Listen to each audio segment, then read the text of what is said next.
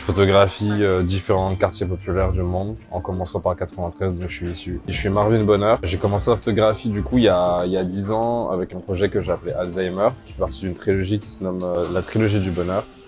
Et c'est un travail que j'ai réalisé dans le but de représenter les quartiers et les communautés avec lesquelles j'ai grandi en Seine-Saint-Denis.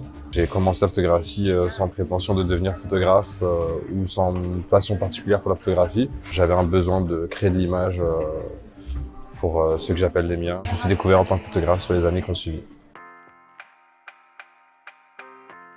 Je viens de sortir un livre qui s'appelle La Trilogie du bonheur, qui est donc le nom du projet, qui a été réalisé entre 2014 et 2020, en 3 parties, donc Alzheimer, thérapie et renaissance. C'est 3 projets qui parlent du passé, du présent et du futur, avec comme sujet principal les territoires dans lesquels j'ai grandi dans mon enfance. Mes origines afro-caribéennes, martiniquaises, elles sont vite arrivées un peu dans mon travail puisque c'est mon deuxième projet du coup. Mon deuxième projet après le projet dans le 93 est celui de la Martinique avec une série photo que j'ai appelée 30 degrés à l'ombre.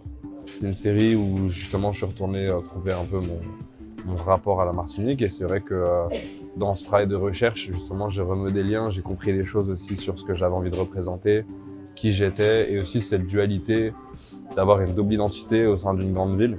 Le fait d'avoir travaillé sur la Martinique, j'ai encore plus ressenti cette fierté d'être martiniquais et c'est vrai qu'aujourd'hui, en travaillant dans le monde entier, j'ai toujours cette tendance à me diriger plutôt vers des personnes noires et des communautés qui vont plutôt me ramener justement à cette partie de mon identité de personne noire et donc du coup ma culture antillaise. Il y a vraiment plein de territoires et aussi beaucoup de photographies que j'ai réalisées dans différentes villes du monde où la raison pour laquelle j'ai photographié, c'est parce que je trouvais un lien avec la Martinique, ou en tout cas ma culture afro-caribéenne.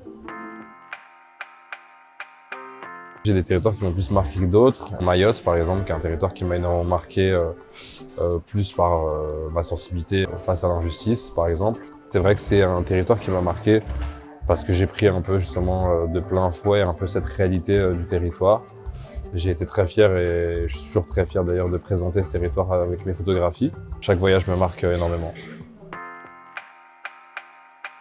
Quand je travaille sur un sujet, sur un territoire, j'essaie de pas trop avoir d'informations avant d'y aller pour prendre un peu de plein fouet toute la réalité et d'avoir vraiment toutes les émotions qui se créent sur le moment et pas anticiper de trop. Généralement, je contacte toujours des personnes via les réseaux sociaux. J'essaie d'avoir des amis d'amis, donc je suis sur des appels un peu publics de si quelqu'un connaît dans telle ou telle ville que je compte visiter prochainement. Et ensuite, je me laisse porter à partir de ces personnes-là et de mon quotidien. Donc je laisse un peu aussi on va dire l'inattendu opérer. En général, je suis quelqu'un d'assez sociable, donc du coup, je crée toujours des liens un peu partout et c'est ça qui me permet d'explorer une ville plus rapidement, je pense. Je pourrais faire une histoire de 15-20 minutes minimum pour chacune des photos qui sont là. Souti, par exemple.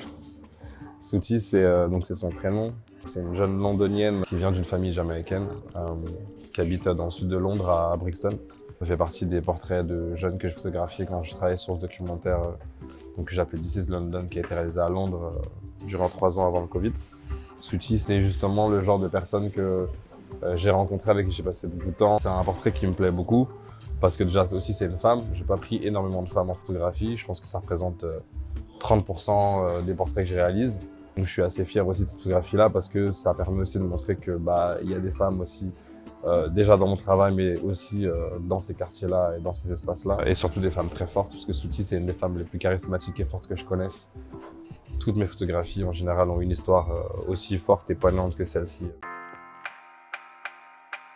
Depuis 2 ans, je travaille entre Shanghai et la ville de Détroit, donc des opposés par rapport à l'Europe. J'ai pris conscience de mon envie d'être vraiment curateur et un visage, je pense, de la diaspora noire en France dans le milieu de la photographie.